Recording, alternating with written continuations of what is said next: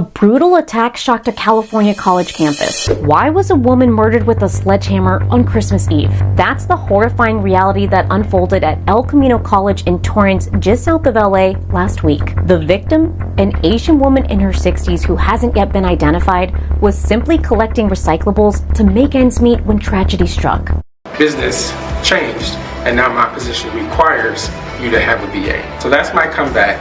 Start yours at purdueglobal.edu. The attacker, Jeffrey Davis, a man known to local police and believed to be homeless. Caught near the scene, his motives remain a mystery, leaving the community in shock and grief. But this isn't just a story of a random act of violence.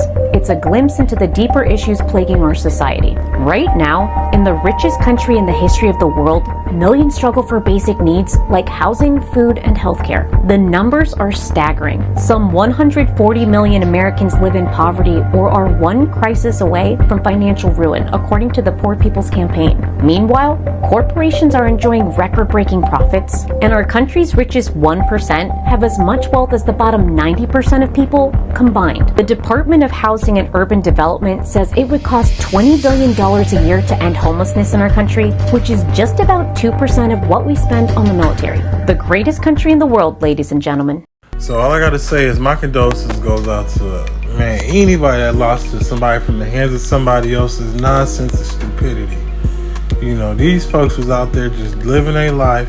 And yeah, homelessness probably will, anybody who's going through something will drive them to try to be all they can be, look for whoever, you know, God, Jesus, anybody you believe a high power to help you get through your situation. So anybody that's going through anything traumatic as far as in homeless, car accidents, you know, the death of a loved one, cancer, anything like that is traumatic.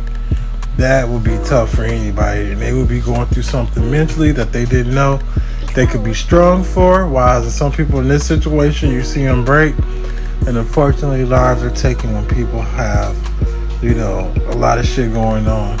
And I did not know 1% or 2% of the people that are rich, all of us. But then you say, this is America. And then you think about America and the history of America in more ways than one. And you're like, damn, the greatest country, huh? I know our country got a lot of money, just for the simple fact. Look at all the money Biden and them sending overseas to just Ukraine. I mean, millions and billions and goddamn trillion. You know what I'm saying? All of that money he done sent. Then you think about America, where we at, what the country's facing since COVID been here. Not even before COVID was here, what the country was facing. And then COVID came and just tore it all up. People going through stuff, can't get the proper treatment and help. You know, and everybody in survival mode. So it's like, fuck, who do you trust, you know? Story is tragic. This is Jesus Diaz, an Uber driver, also known as Rafa Wayne on TikTok. On Tuesday, Jesus picked up two passengers in Juarez, a city in Mexico just south of El Paso and the US border. But after one of the passengers pulled out a weapon, Jesus pulled over his car, and Jesus was told to give up his money and phone. A struggle ensued, and it turns out much of this had been live streamed, and one of Jesus's followers recorded the feed, which was eventually paused. Jesus was soon discovered dead inside of his car. Juarez is one of the most dangerous cities in the world, having been ravaged by drug cartel violence. But being an Uber driver as a full-time job or a side hustle can be a dangerous affair. A survey of more than 900 drivers from earlier this year found that 2/3 of these drivers had been threatened, harassed, or assaulted in the past year. After this all went down, cops found some drugs, a gun that may have been used in Jesus' death, and multiple suspects believed to have been involved. Rest in peace, Jesus.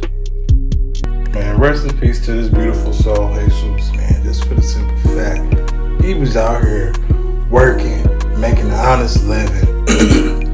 And he had to lose his life, you know, just trying to provide for himself and whatever he needed to provide for. There's nothing really to say just because we know he was in one of the most dangerous areas, so he knew the risk he was taking, you know what I'm saying, when it came to his job and interacting with the public.